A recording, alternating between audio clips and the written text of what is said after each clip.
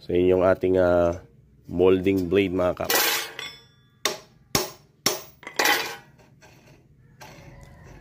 So kapag magkakabit naman tayo ng talim ng tistisan or yung circular saw blade, ganun lang din mga kaps. Same goes. Ito 18 inches yung talim natin na to. So ayan mga kaps.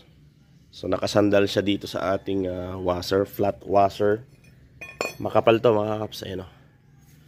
Yeah, solid na solid yan. So ganyan lang. Kapag nga pala malaki yung talim, yung butas ng talim, naglalagay lang tayo dyan ng pinakasingsing. Ayan o. May singsing to kasi mas malaki yung butas nito. So para flat siya mga kaps. Ayan. Then, ayan.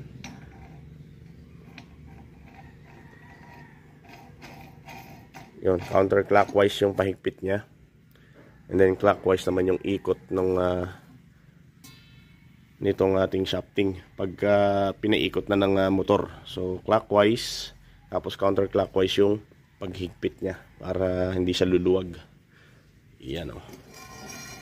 Yan, maluwag lang.